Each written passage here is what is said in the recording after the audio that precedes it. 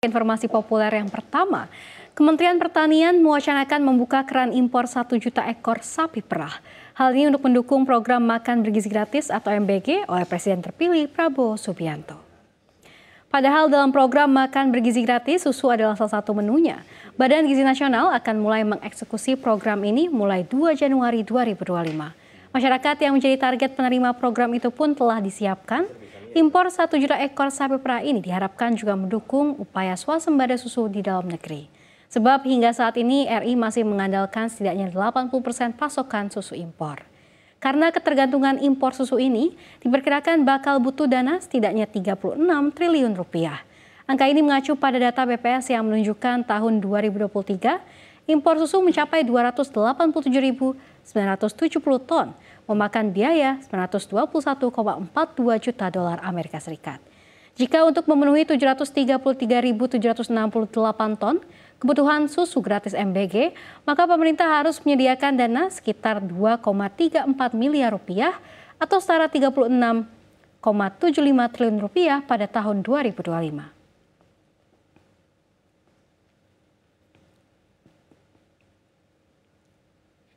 Kita beralih ke berita terpopuler selanjutnya, di mana sebuah jembatan tiba-tiba roboh di Vietnam. Hal ini menyebabkan 10 mobil dan truk serta 2 sepeda motor terjun ke sungai. Kejadian ini terjadi di atas Sungai Merah di Provinsi Phu Tho di Vietnam Utara.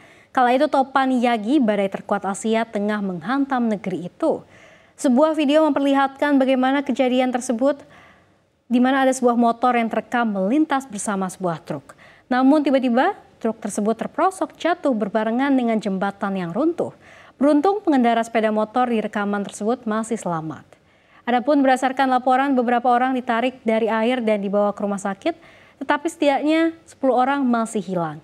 Seorang warga selamat dan juga menceritakan pengalamannya. Pham Truong Son, 50 tahun, mengatakan kepada VN Express bahwa dia sedang mengemudi di jembatan dengan sepeda motornya ketika dia mendengar suara keras.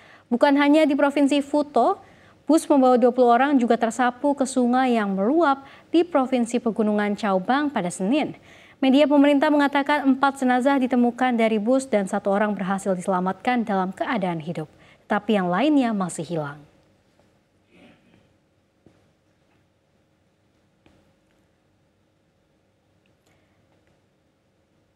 Ya, Israel telah mulai untuk melobi Kongres Amerika Serikat untuk menekan Afrika Selatan dan membuatnya mencabut kasus genosida di Gaza yang diajukan ke Mahkamah Internasional ICJ. Hal ini terungkap dari sebuah laporan yang disampaikan dalam sebuah memo yang dikutip Axios pada Selasa.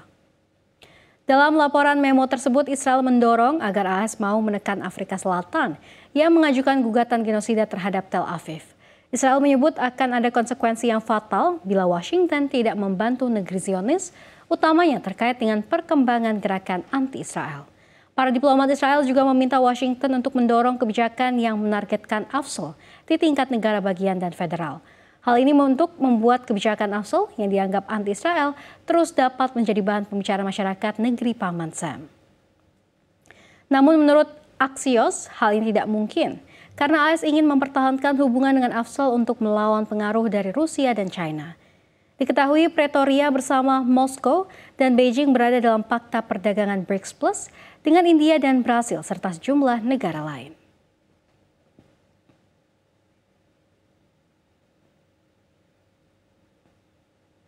Ya pemirsa, kita ke berita terpopuler yang terakhir, di mana pasukan Ukraina melancarkan salah satu serangan terbesar dalam perang melawan Rusia dengan meluncurkan lebih dari 140 drone yang menyerang 9 wilayah dalam Rusia pada malam hari.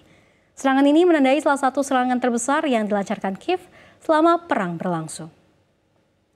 Kementerian Pertahanan Rusia pada Selasa 10 September 2024 menyatakan bahwa pertahanan udara mereka berhasil menghancurkan dan mencegat 144 drone Ukraina. Drone-drone ini menyerang berbagai wilayah, 72 drone ditembak jatuh di wilayah Bryansk, 20 di wilayah Moskow, 14 di wilayah Kursk, 13 di wilayah Tula, 8 di wilayah Belgorod, 7 di wilayah Kaluga, 5 di wilayah Voronezh, 4 di wilayah Lipetsk, dan 1 di wilayah Oryol. Media Rusia termasuk RBC menggambarkan serangan ini sebagai salah satu yang paling masif sepanjang masa. Wali Kota Moskow Sergei Sobyanin menyebutkan bahwa setidaknya 14 drone yang ditargetkan ke ibu kota ditembak jatuh di distrik Ramenskoye, Podolsk, Domodedovo, Lyubertsky, dan Kolomna. Menurut kantor berita negara TASS, seorang wanita berusia 46 tahun tewas di Ramenskoye dan beberapa lainnya terluka. Tidak ada korban jiwa dari wilayah lain di Rusia yang menjadi sasaran serangan drone Ukraina.